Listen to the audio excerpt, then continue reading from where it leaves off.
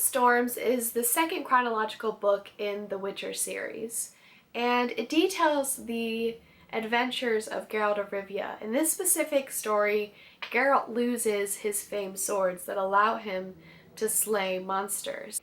Now, there are a lot of different conflicts that I want to talk about within this novel, but this video is really just me expressing my opinion about the novel and opening up a conversation, because I want this to be kind of like a book study. So this telling of a hero losing their powers is a story that is not new. We've seen this in countless comic books. I'm sure you could probably think of many stories in which our comic book heroes have lost their powers.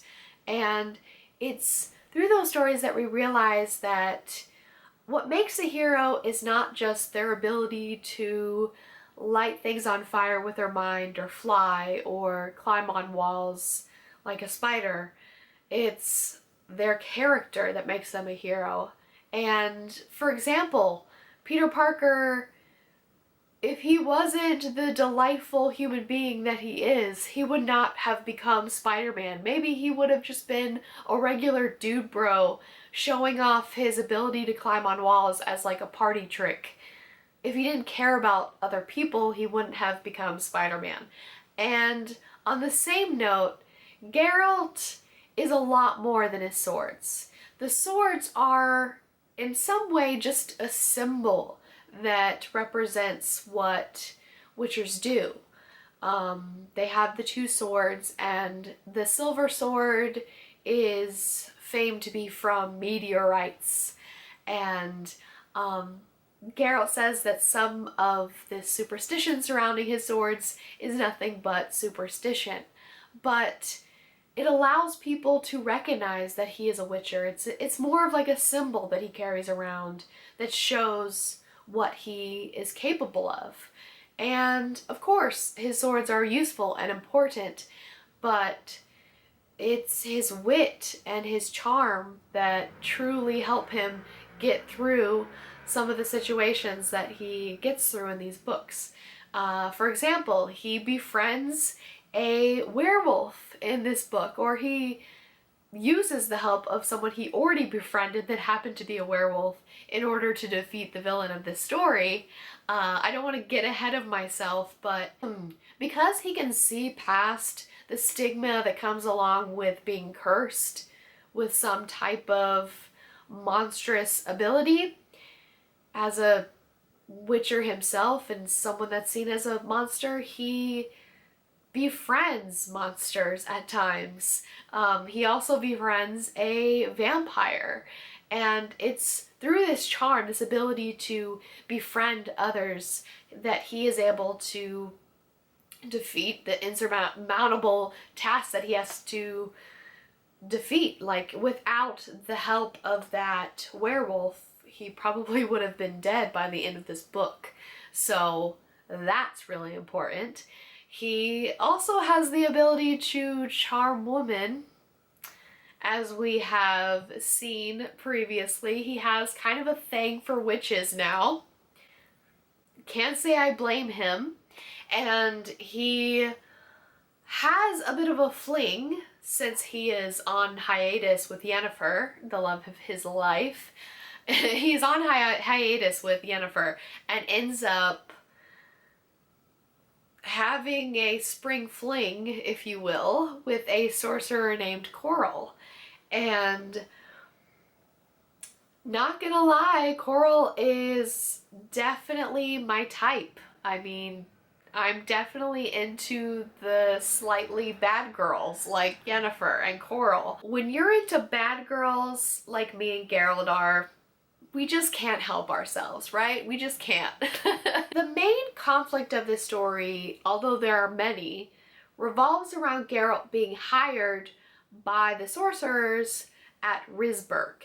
And Risberg is this very bizarre, no holds barred, I think that's the correct use of the term, place where sorcerers do whatever the heck they want. They do experiments, essentially. They do genetic experiments, they create new creatures, new monsters because they can, because why not, right?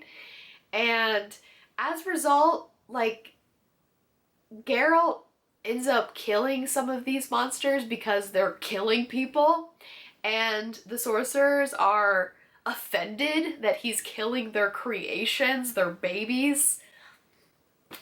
You guys, you can't just create monsters and then expect a witcher not to slay those monsters. You should know. I mean, a sorcerer is the one that invented the concept of a witcher.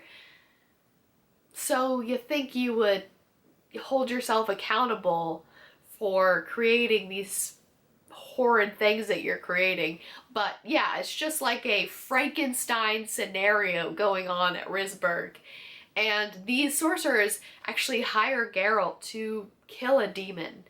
And the interesting thing about a demon is when it's summoned into the world, it's so powerful that it'll, like, the only way you can get rid of it is to kill whatever it's possessing. Like, there's no, like, exorcism. No, you can't do that. You just gotta kill whoever is possessed because that person's done. Like, they're done. They're basically a zombie at this point. And the only way to save people is just to kill that person or kill an animal that is possessed by the demon. And so Geralt, knowing how to deal with demons, is hired to deal with a demon that is slaughtering people, tearing them into pieces, scattering their bits all over town. It's horrid. So they hire Geralt to kill this demon. Spoiler alert. Just so you know, we're getting into spoilers now. If you don't want to get into spoilers, I'll put like a little thing right here so you can skip. Geralt finds out that there is not a demon, but Desdund, what is his name? Not Desdund. Daggerlund, I should say. Daggerlund is this sorcerer that decided to pretend he was a demon with the help of these two creatures that he created. And just kill a bunch of people so that he could be credited for doing the type of magic that summons demons and become more prestigious in his community and feared in his community. He just did it to up his status. Straight up killed people. Straight up, when Geralt found him, he had like intestines wrapped around his arm. This is a despicable human being. A disgusting human being. And he later captures Geralt and tries to take Geralt's eyeballs and is explaining why he did what he did in a very like stereotypical villainous fashion. How he seduced another male sorcerer in order to get prestige. How he manipulated Risberg and the council, or whatever you call it, the group of sorcerers. And you just realize as he keeps talking how he's talking about just plucking Geralt's eyeballs out of his head. This is a disgusting human being. And just killed a bunch of innocent people. Killed children. Just to make people think that he had the power to summon a demon. And Geralt escapes from this horrible situation because Daggerlund very naively decides that he can poison Geralt, and he doesn't realize that witchers have very strong immunity to poisons and toxins, and Geralt is able to just get this toxins out of his system as time goes on and is able to escape. So Geralt escapes from Daggerlund, and he has this moral dilemma that he is unable to kill humans as part of his Witcher code. And that is really what kept him from killing Daggerlund as soon as he saw him, killing him outright. But a sorcerer points out a really interesting thing to Geralt. He says that because Geralt hesitated to kill Daggerlund, that many more people lost their lives. And Daggerlund is essentially a monster. So Geralt has to make the decision to seek out Daggerland and to kill him himself, because the council has no consequences for Daggerland and is not going to kill him. So Geralt has to do it himself. And this proves, in my opinion, two really important things. It points back to the Last Wish story, The Lesser of Two Evils, in which Geralt has to basically choose to abandon his code in order to protect people. But it also proves that Geralt has genuine goodness of heart, that he has great intentions, and that this is what really makes him a hero. At the end of the day, he doesn't put coin above all else, which people stereotypically associate with witchers. He doesn't put even his witcher code above all else. He puts human lives, or I should say innocent lives, because we don't want to exclude like different races, right? He puts innocent lives above all else. And that is why, in my opinion, he decides to finally kill Daggerland, because he knows it's the just thing to do to keep further lives from being killed, right?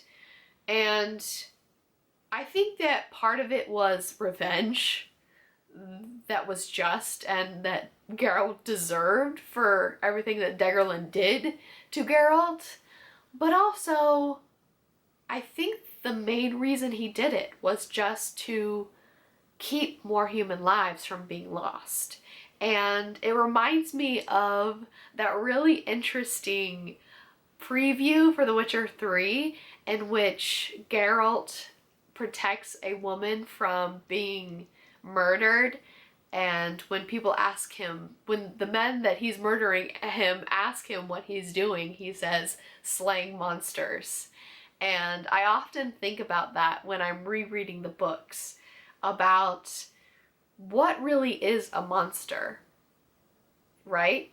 Because there are characters that would be considered monsters, like a werewolf, that prove that they have good intentions and that they don't wish humans harm, right? And that there are also vampires that would feed on human blood, but that abstain from that practice and in turn value human life.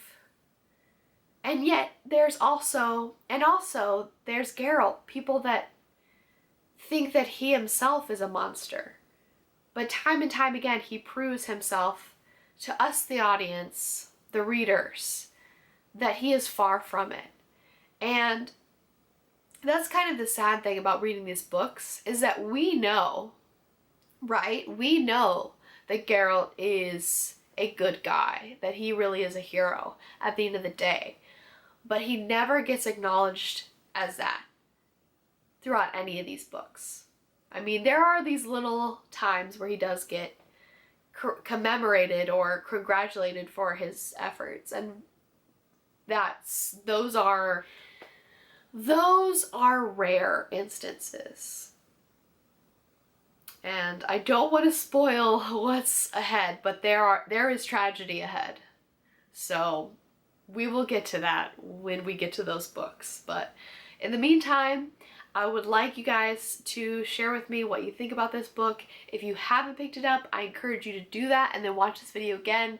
Check out my video on The Last Wish and stay tuned. I am going to Poland pretty soon, just for a couple of days while I'm backpacking through Europe. And I'm so freaking excited. I would like to do some Witcher videos or just show you guys me going to castles and eating lots of delicious Polish food and just fangirling. I can't believe I'm gonna go. I'm so excited. So anyways, I hope you guys enjoyed this video. I should go.